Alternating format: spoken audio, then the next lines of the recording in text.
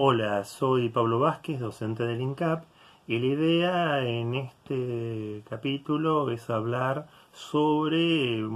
lo atinente a la historia argentina en base a los capítulos anteriores que ustedes han podido ver con anterioridad y llevarlo un poco a los debates actuales. Si uno estudia los momentos históricos que se han visto, insisto, en los capítulos anteriores, que hace desde el momento nuestro de nuestra emancipación hasta la caída de Perón en el 55, vamos a ver por lo menos tres ideas fuerzas que al día de hoy generan tensiones, debates y disputas. La primera, de orden político-cultural, tiene que ver con la dicotomía civilización y barbarie, establecida inicialmente en el Facundo por Sarmiento, lo que llevó adelante la idea de considerar civilizado lo europeo y bárbaro lo autóctono, eh, concitó toda una serie de disputas que al día de hoy tiene repercusión en los debates políticos del momento. Uno cuando se acerca y estudia el marco histórico de las luchas entre caudillos y el poder de Buenos Aires, unitarios y federales, autonomistas y nacionalistas, la federalización de Buenos Aires y demás, va a ver los intereses, y esto se une al segundo debate también, los intereses de Buenos Aires con su puerto, con su sector comercial financiero, unido al capital extranjero, sobre todo en la generación del 80 a los capitales británicos, y por el otro lado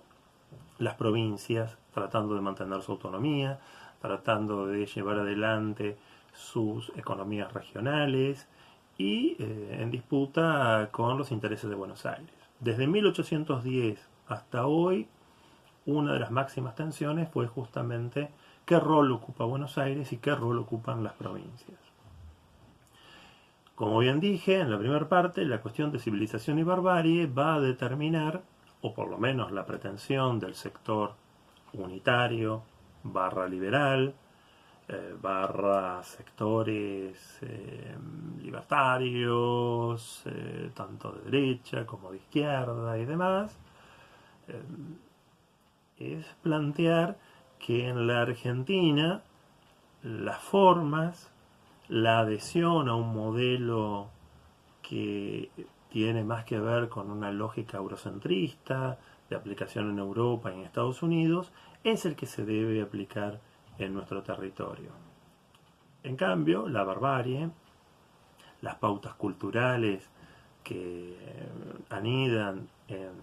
el aborigen, el afrodescendiente, el criollo, el gaucho, el orillero, el descamisado, los sectores populares, son faltos de sentido republicano y que atrasan y llevan a la discordia en nuestro país. Postulados de Sarmiento y postulados de Alberdi mediante, y a su vez unidos con eh, escritores del positivismo, higienismo y sectores liberales y conservadores de principios del siglo XX, van a llevar esa premisa. Europa es el modelo. Por otro lado, como diría Jaureche, la idea es, si yo me quiero probar un sombrero y el sombrero no me entra, en vez de cambiar el sombrero, la idea es que me corte la cabeza. Y no, en realidad el planteo tiene que ser adecuar la lógica de nuestras pautas culturales a las formas institucionales, así como otros países lo realizan en su momento. Hoy por hoy, en los debates sobre las formas que sea el actual gobierno, como los gobiernos anteriores de signo peronista, llevan adelante su ejercicio del poder, siempre la idea de falta de republicanismo o de falta de libertades incide. Lo podemos apreciar sobre todo en las críticas a Irigoyen o las críticas a Perón, que desencadenaron el golpe del 30 y del 55 respectivamente.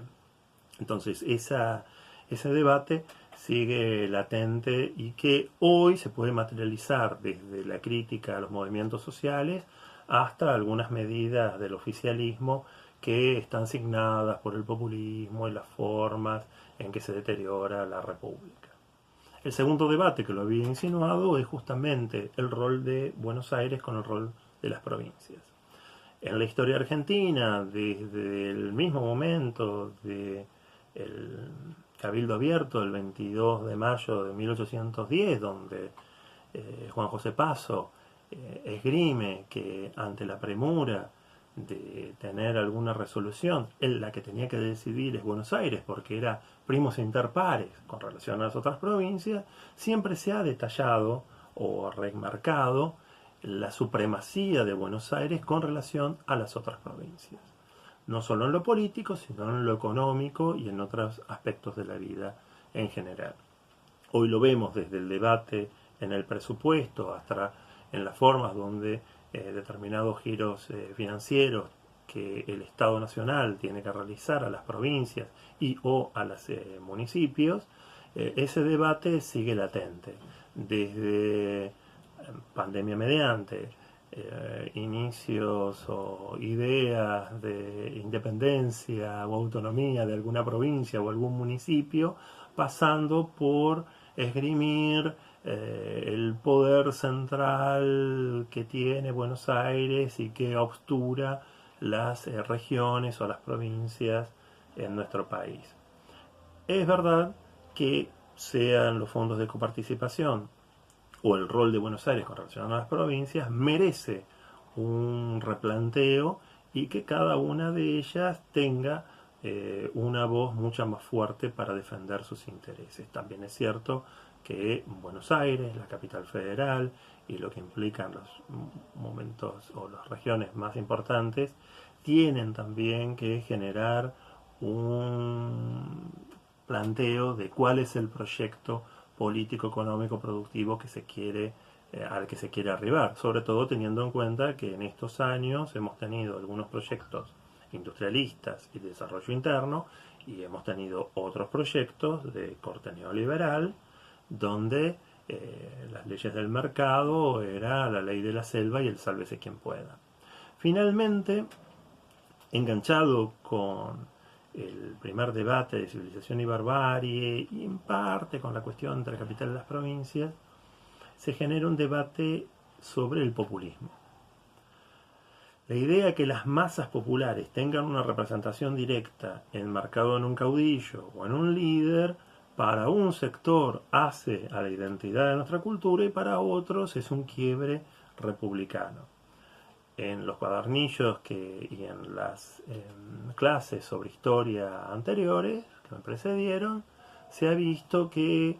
desde los gobiernos de Rosas, las disputas entre unitarios y federales, lo que fue el dominio de Buenos Aires en el establecimiento de la República Argentina contra los alzamientos del Checho Peñalosa, Felipe Varela o Ricardo López Jordán hijo, ha sido más bien las armas los que han determinado el fin de las contradicciones. El advenimiento del radicalismo y sobre todo con la figura de Irigoyen o el advenimiento del peronismo con Perón generó que un sector encontrase un canal de comunicación e identidad y que otro sector de la sociedad se viese avasallado por los sectores populares que se encontraban por fin gobernando. Fue explícito en el primer y sobre todo segundo gobierno de Irigoyen y fue muchísimo más explícito durante el primer peronismo entre el 46 y el 55. La idea de un sector antiperonista o sector gorila, que bueno, ese término se emplearía post-55, aún hoy plantea una serie de debates y disputas de cuál es la identidad de uno o de otro, qué sostiene, qué deja de sostener, cuál es el ideario y demás, que todavía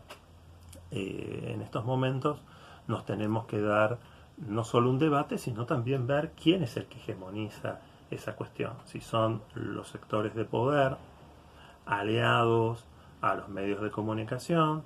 con contacto con el sector financiero y de concentración económica, o los sectores populares que